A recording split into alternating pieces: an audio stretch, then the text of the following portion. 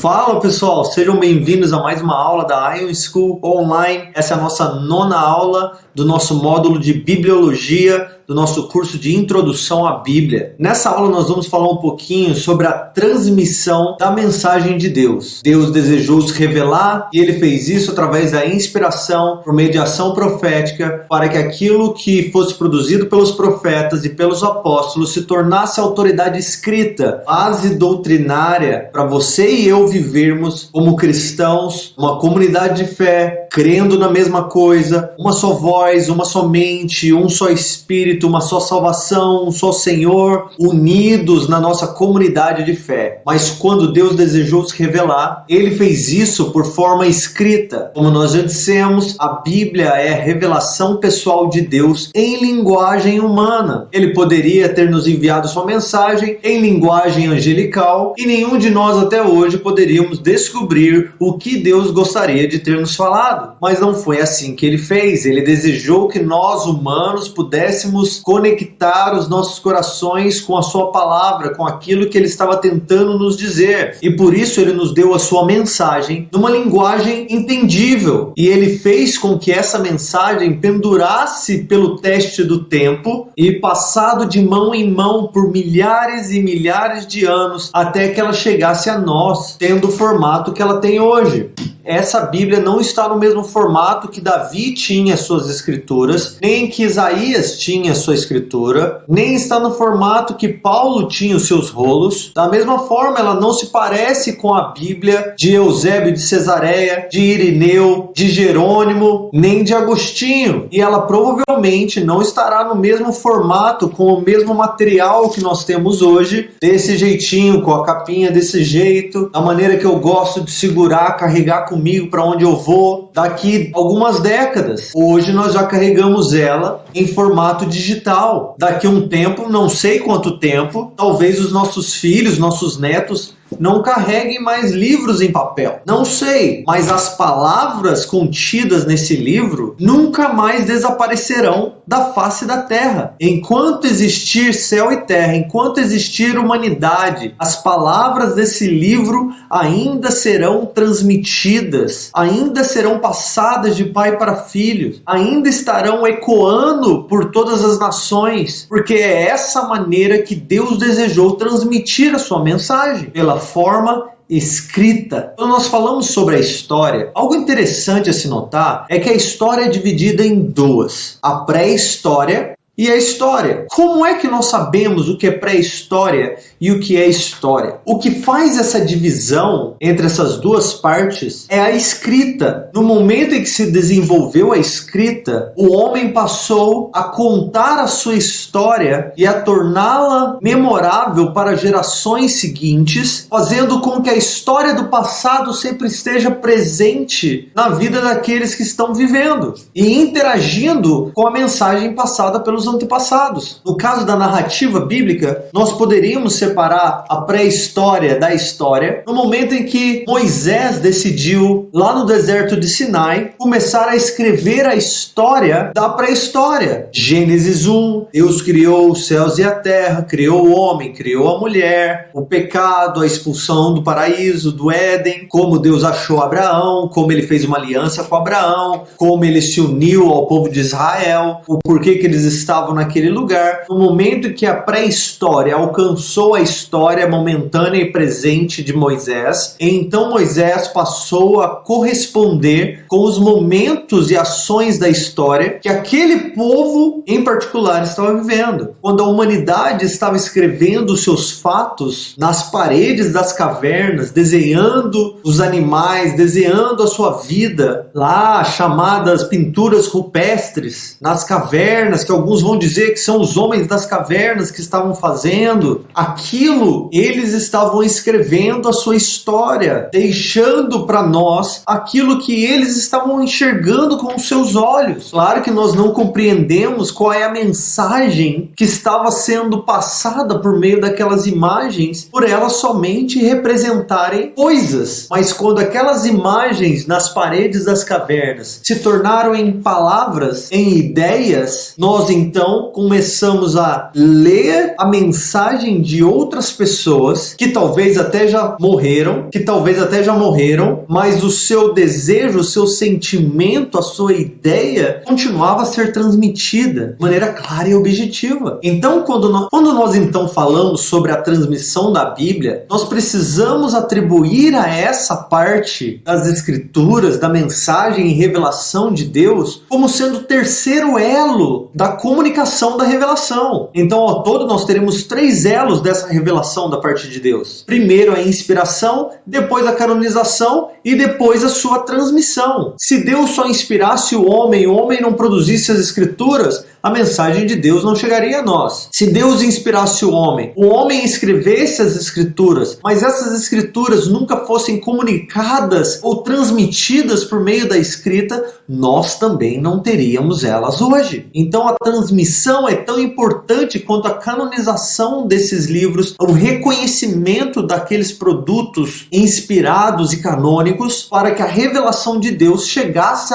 à Igreja de Cristo dos nossos dias, no século 21 em 2020, milhares de anos depois destes 66 livros terem sido escritos. A escrita como sendo o terceiro elo da revelação de Deus, nós poderíamos até mesmo dizer que Deus usou a escrita como terceiro elo da revelação para imortalizar a sua mensagem à humanidade. No momento que sua mensagem está sendo transmitida de geração em geração por meio da escrita, ela pode sempre ser rastreada a sua origem. Então, ao invés de Deus nos enviar anjos, vozes, ou Ele mesmo ter que aparecer individualmente a cada humano que Ele desejasse revelar e desejar trazer a sua palavra, Ele nos deu sua mensagem de maneira definitiva, de uma vez por todas, para que seja no passado, no presente ou no futuro, a mesma mensagem esteja sendo passada a cada humano, a cada geração, homens e mulheres, reis e escravos, brancos, negros, jovens e velhos, independente da situação econômica ou da nação em que vive, a mesma mensagem estará sendo transmitida. Nós poderíamos citar muitas das vantagens em se transmitir a mensagem por meio da escrita, mas vamos citar aqui as 4 principais vantagens para a mensagem de Deus ter sido transmitida por meio da escrita. E a primeira das vantagens é a precisão. Eu vou contar um segredo para vocês, não contem para ninguém. Entre eu e minha esposa, quando nós precisamos falar sobre algo a respeito do futuro, alguma decisão, algum BO, sabe? E precisa ser bem detalhado, falado com as palavras certas, bem pensado, de coração, escolhendo as melhores palavras, às vezes nós enviamos um e-mail um para o outro. E nós fazemos isso porque esta é a maneira mais precisa de se transmitir o que você está pensando. Porque aquilo que eu desejo transmitir e falar será pensado mais de 100 vezes antes de eu escrever a última letra de cada palavra. E eu não vou apertar aquele send, aquele enviar, até que eu tenha lido e observado os erros, tendo a certeza de que aquela carta é exatamente o que eu queria dizer, para que quando ela ler aquilo, ela compreenda as palavras que eu realmente quis usar, ao invés de simplesmente falar sem pensar e abrir a boca e blá blá blá blá. Se o receptor de qualquer carta quiser fazer com que outra pessoa além dela compreenda exatamente o que o autor da carta quis dizer, ao invés dela transmitir o que ela achou que ele quis dizer, basta que essa pessoa entregue a carta escrita a outra pessoa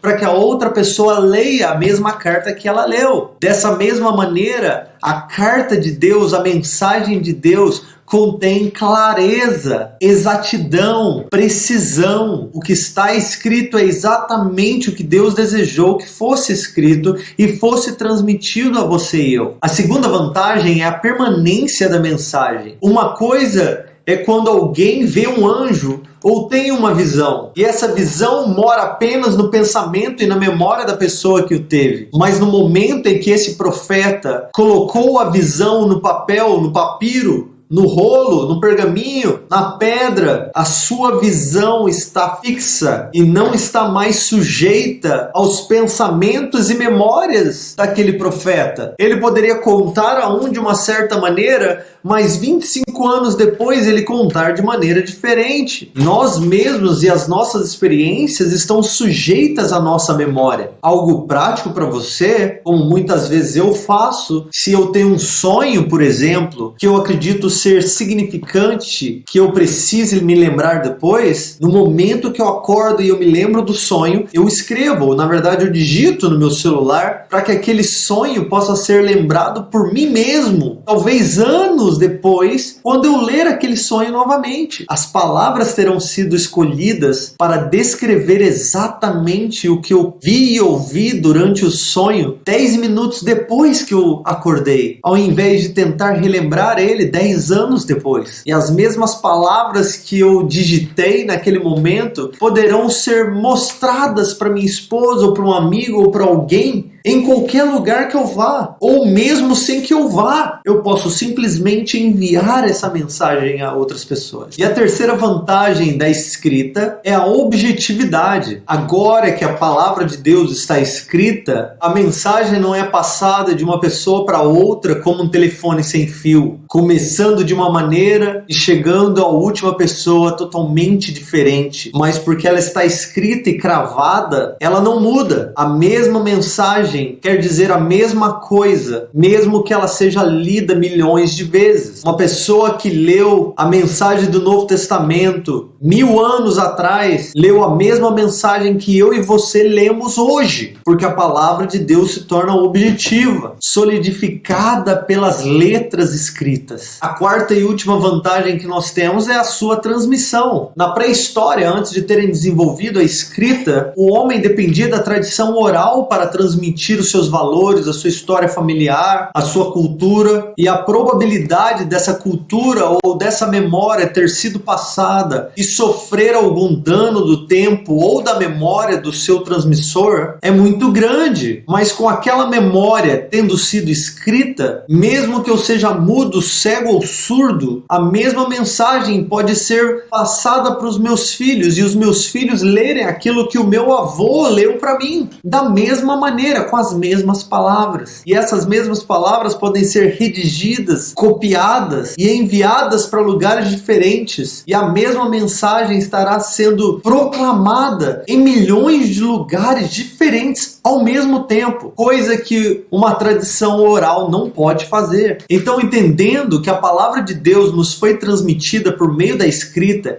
e essa foi a ferramenta escolhida por Deus para fazer a sua palavra chegar a mim e a você, nós precisamos colocar a nossa mão na cabeça e pensar: será que da mesma forma que Deus preparou os autores bíblicos para produzirem as escrituras, theopneustos, soprado pelo Espírito, produzindo exatamente o que ele desejou, será que Deus também preparou a escrita para ser exatamente como ela é, para que sua mensagem fosse transmitida? Porque nós sabemos que assim como na terra nós temos línguas e nós temos a escrita, da mesma forma existem livros sendo escritos no céu. Existem palavras que somente o Cordeiro e Deus conhecem, nem os anjos entendem. Será que da mesma maneira Deus preparou o desenvolvimento da escrita para que ela, de uma certa forma, também fosse produzida debaixo do perfeito desejo e plano e conselho de Deus? E vamos dar uma olhadinha como isso aconteceu. Dos primórdios da humanidade, quando começou a desenvolver a escrita e a transmissão da história. Para falar a respeito da história e o desenvolvimento da escrita,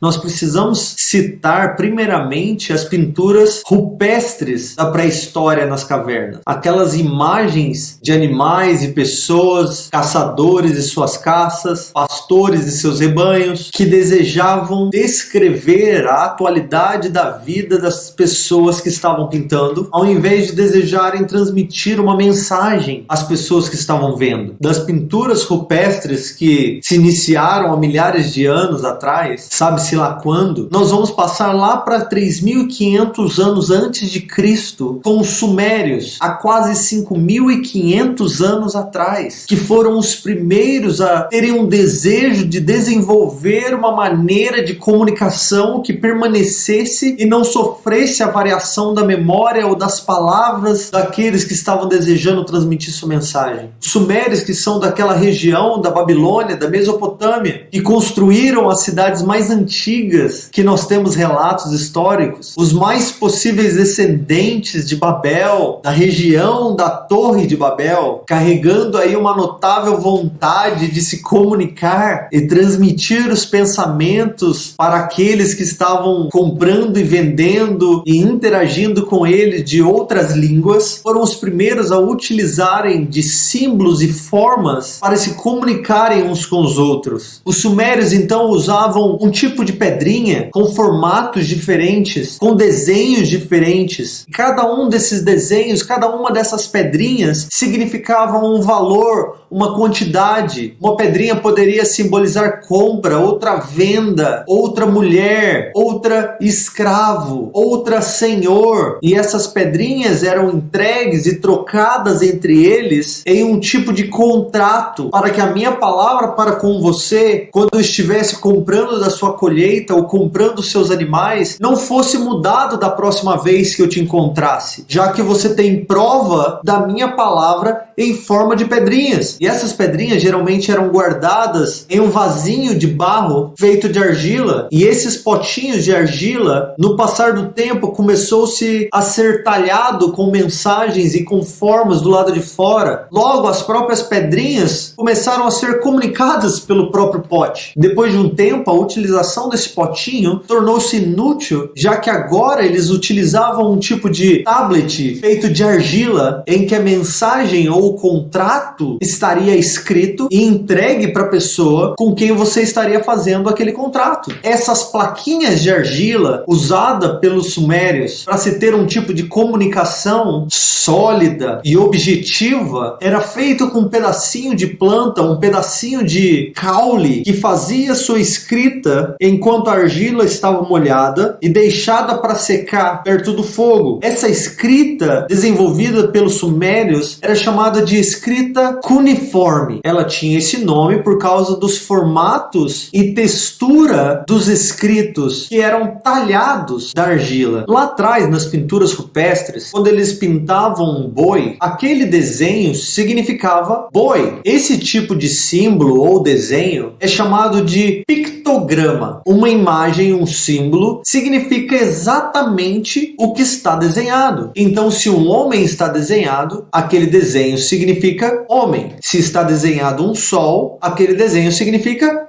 um sol. Meio óbvio. Isto é um pictograma. Eu posso então desenhar tudo aquilo que eu vejo, tudo aquilo que é conhecido: estrelas, lua, sol, mulher, homem, boi, leão. Mas agora, como fazer se eu quiser transmitir a imagem de algo que não é visível? Uma noção abstrata, algo como compra, venda, amor. Se eu quiser dizer para alguém: amanhã eu estarei aí, como é que eu escrevo? Como é que eu desenho amanhã ou estar? Cria-se então um grande problema de comunicação, interpretação, transmissão. O que eu disse pode não ser entendido por aquele que está lendo. Foi tentando facilitar essa dificuldade de comunicação que os sumérios, ao desenvolver a sua escrita, a partir da necessidade de fazer contas, acordos, contratos, compra e venda, usaram o tipo de comunicação chamada de ideograma. Diferente do pictograma, o ideograma transmite e simboliza uma ideia ao invés de uma pessoa ou uma coisa. Então o sol, que para o pictograma simboliza o sol, para o ideograma o sol pode simbolizar o calor. O homem pode simbolizar a humanidade. Um homem de idade pode simbolizar a velhice. Uma águia desenhada pode simbolizar sabedoria ou poder. Um boi, ao invés de significar significar simplesmente gado, pode simbolizar força. E o desenho de leão pode simbolizar a realeza. Uma mensagem então mais complexa e robusta pode ser transmitida usando tanto ideogramas quanto pictogramas. E para fazer esse tipo de comunicação, os sumérios desenvolveram mais de 3.000 símbolos para se dar uma noção mais ampla da sua realidade para aqueles a quem eles estavam escrevendo. Por volta de 400 anos depois desse tipo de escrita que estava sendo desenvolvido pelos sumérios lá na Mesopotâmia, os chineses do outro lado da Ásia estavam desenvolvendo, independente de tudo aquilo que estava acontecendo aqui, a sua própria forma de escrita. Em 3100 a.C.,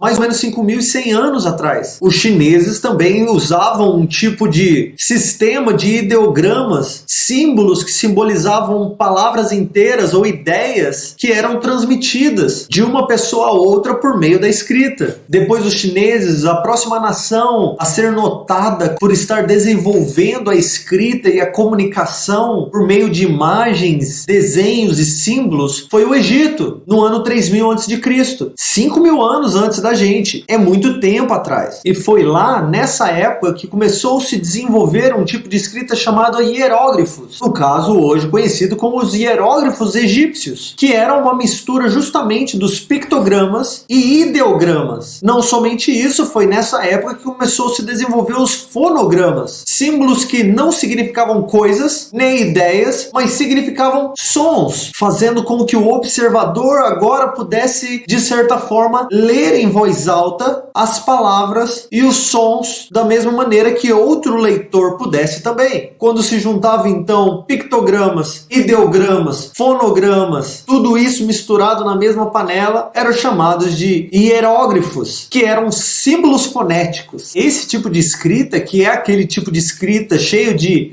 símbolos elaborados egípcios e deuses e não sei das quantas que vocês veem em filmes, era usado especialmente para rituais religiosos e escritos governamentais ou escritos importantes da época, que contavam a história dos egípcios, ou do faraó, ou de um príncipe, uma princesa, algo que deveria ser guardado. Os egípcios até acreditavam que ao escrever o nome de uma pessoa, você fazia com que essa pessoa vivesse para sempre. Dava-se imortalidade à pessoa por ter escrito seu nome em pedra. Seguindo esse mesmo pensamento, se você quisesse apagar essa pessoa da eternidade e da história, bastava aniquilar o seu nome de qualquer lugar que tenha sido escrito. Já esse sistema de hieróglifos continha um número muito menor do que os escritos cuneiformes, contendo no máximo 500 símbolos. Em 2400, os egípcios já estavam desenvolvendo uma escrita chamada escrita hierática, que era uma forma simplificada dos hieróglifos. Era um tipo de escrita cursiva, usada por pessoas comuns para a escrita comum, mesmo que não eram todos daquela época que sabiam escrever. 400 anos depois, em 2000 a.C., os egípcios já estavam escrevendo em folhas de papiro, contando as suas histórias, os seus decretos, os seus rituais, tentando fazer com que a sua mensagem permanecesse para os reinados seguintes ou para a próxima geração. Nessa época já estavam até construindo alguns tipos de bibliotecas onde se guardavam esses rolos. Quando então aconteceu o êxodo, 700 anos depois disso, a escrita já estava muito bem desenvolvida, diferente do que muitos de nós cristãos pensamos, ao ponto de que muitos de nós até acreditava em algum ponto de que a escrita tenha sido inventada por Moisés, de que Moisés foi o primeiro homem a escrever um livro, de que Moisés escreveu na pedra e esta foi a primeira transmissão de uma mensagem, um homem escrevendo na pedra os 10 mandamentos. Talvez você nunca parou para pensar sobre isso, mas Moisés, quando ele saiu do Egito, tendo sido educado nas mais altas cortes do Egito, ele carregava um conhecimento de escrita, de leitura, de cultura. Talvez ele nem era o único que no meio daquela multidão que sabia era ler e escrever. Provavelmente não. Depois dos egípcios, lá para 1400 a.C., os fenícios trouxeram uma das maiores invenções da humanidade. Eles inventaram o alfabeto. Mesmo que se pudesse chamar esses 3.000 símbolos dos sumérios, esses 500 símbolos hieróglifos dos egípcios de alfabeto, na verdade eles não eram alfabetos, mas os fenícios foram os primeiros a sistematizar a escrita usando apenas letras, somente consoantes, mas escrevendo da direita para a esquerda, e foi esse tipo de escrita que foi adotado pela maioria dos seus vizinhos, chegando até os cananeus e até os hebreus. O próprio alfabeto hebraico foi influenciado pelo alfabeto fenício também. E como os fenícios eram mercadores, eles precisavam anotar suas transações, os seus cálculos, os seus contratos. E eles foram tão bem sucedidos nesse sistema que esse método de representação fonética chegou ao Oriente Médio até a Ásia Menor, sem contar os árabes e os gregos que vieram depois deles. E quando os gregos se desenvolveram, por volta de 800 a.C.,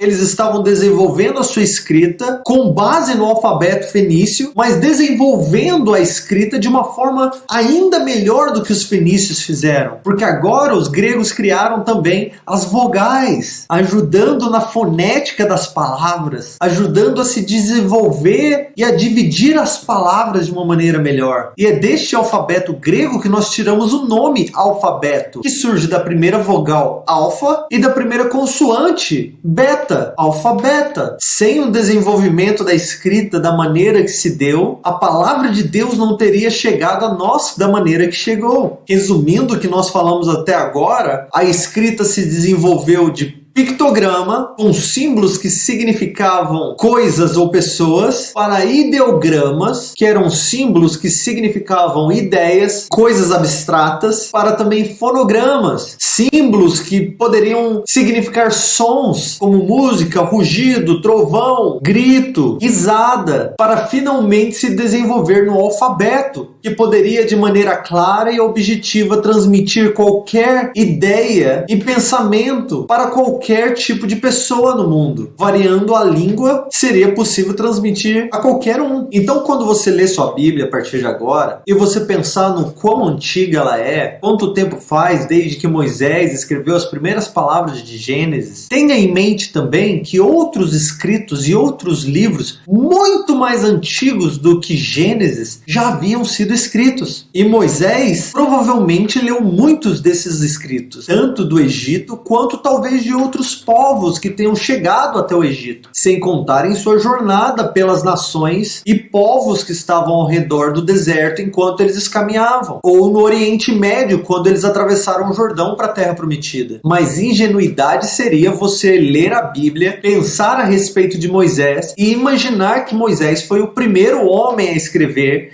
e a Bíblia foi o primeiro livro a ser escrito. Não, porque essa não era a vontade de Deus. E não foi essa a forma que ele desejou fazer. Quando nós falamos então sobre desenvolvimento de escrita, nós também estamos falando sobre o desenvolvimento de línguas, já que a escrita possibilita uma oficialização das palavras. E aí mora a beleza da transmissão da Bíblia, porque no desenvolver da língua e da escrita, Deus decidiu revelar-nos a sua mensagem por meio de Moisés e dos profetas do Antigo Testamento, por meio da língua hebraica, que é a língua oficial do Antigo Testamento, chegando até a ser chamada por muitos como a língua que Deus falava. Claro que isso não é verdade, mas o hebraico serviu muito bem para transmitir as palavras de Deus como Deus desejou, fazendo com que o seu povo judeu, que falava hebraico, compreendesse com exatidão o sentimento, o pensamento que ele desejava transmitir. O hebraico então encaixou-se perfeitamente na tarefa de criar uma ligação entre a biografia de Deus e o relacionamento deste Deus com o seu povo. E o próprio hebraico foi desenvolvido também com um tipo de mistura entre pictogramas e ideogramas. E ao juntar esta letra que simboliza uma ideia junto com outra letra que simboliza outra ideia, você forma uma outra palavra. Um bom exemplo disso são as letras Aleph,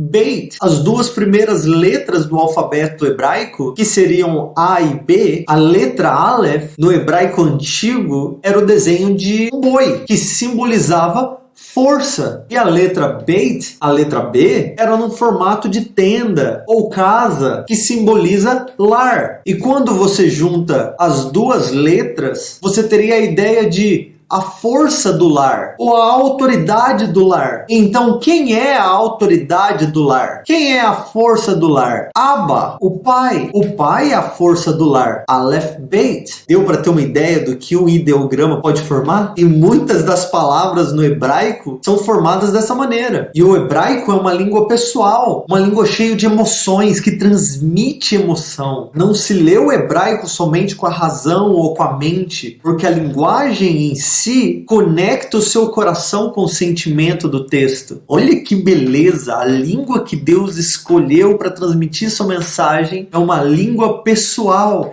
e emocional. Uma língua que pode trazer medo, tristeza, transmitir alegria, transmitir atração, transmitir rejeição. Essa foi a língua que Deus escolheu para ser a língua oficial da sua aliança com o seu povo. Já o Novo Testamento, a língua oficial seria o grego koiné, porque foi essa língua que os apóstolos escreveram todos os seus textos. Mesmo que no primeiro século, Jesus e seus discípulos falassem aramaico no meio da sociedade e não hebraico, como se esperava do povo de Israel. O hebraico se tornou mais uma língua religiosa, a língua do judaísmo, mas entre os moradores da Palestina daquela época se falava o aramaico. O aramaico foi uma língua antiga que existiu por mais de 3.000 anos e era o idioma oficial dos estados aramaicos, e mais tarde se tornaria uma língua comum e foi a língua franca tanto do Império Assírio quanto do Império Persa. E quando os judeus voltaram do seu exílio da Babilônia, tendo passado por governos babilônicos, assírios, persas, Israel voltou para sua nação para construir o segundo templo, e eles voltaram falando a língua que se falava no exílio, que é o aramaico, a língua comum da época. O próprio Talmud, que era o ensino dos rabinos, foi escrito em aramaico, e o hebraico ficou somente para os textos sagrados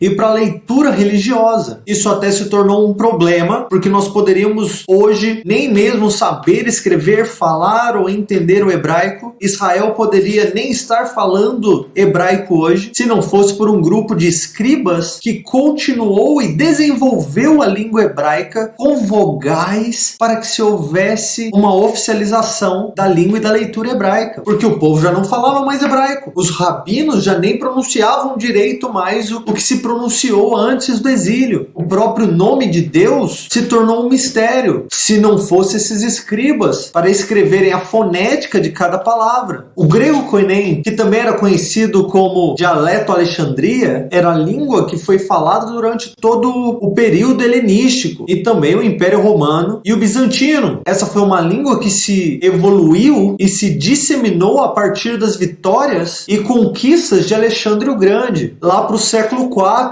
antes de Cristo. E assim como o aramaico serviu para os reinados antigos, unificando os povos conquistados, assim o grego também serviu para o Império Grego e Romano, unificando a língua entre todos os povos conquistados por eles. O grego koiné, então, era uma língua comum, uma língua usada por qualquer pessoa. Mas um fato interessante a respeito do grego, que diferente do hebraico, que expressava emoção, o grego expressa filosofia e pensamento e razão. Cada palavra quer dizer exatamente o que a palavra quer dizer. Por um bom tempo, os pais da igreja e os teólogos iriam dizer que o grego era a língua do Espírito Santo, porque entre todas as línguas ela era a mais perfeita para a afirmação teológica, para o desenvolvimento do saber, o desenvolvimento filosófico. Se você queria que alguém entendesse algo a respeito da teologia,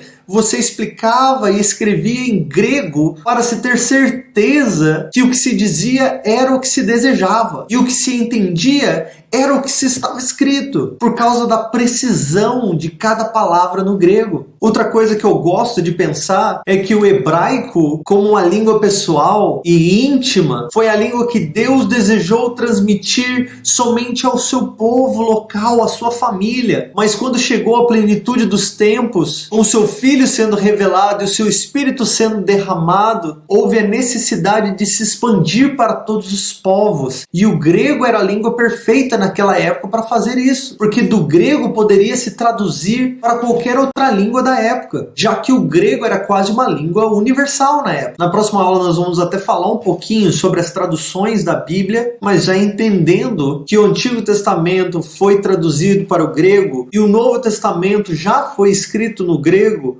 o grego se tornou a língua de tradução para todas as nações. Para o siríaco, para o latim, mais tarde para o inglês, até chegarmos no português. Mas antes disso, vamos dar uma olhada em alguns dos materiais que foram usados para a transmissão da mensagem antes de ela estar no formato que ela está hoje. E o primeiro material que nós vamos ver na Bíblia sendo usado para a transmissão dessa mensagem é a pedra. Lá em Êxodo 31, Deus entrega a Moisés os 10 mandamentos em pedra. Moisés quebra e novamente é escrito os 10 mandamentos por Moisés ou por Deus, depende ali do texto, mas essas placas de pedras são lapidadas e colocadas dentro da Arca da Aliança. Outras inscrições naquela época seriam encontradas tanto na Babilônia quanto no Egito, com inscrições e mensagens. Nós temos também o exemplo da pedra moabita, a inscrição de Siloé, que data 700 a.C.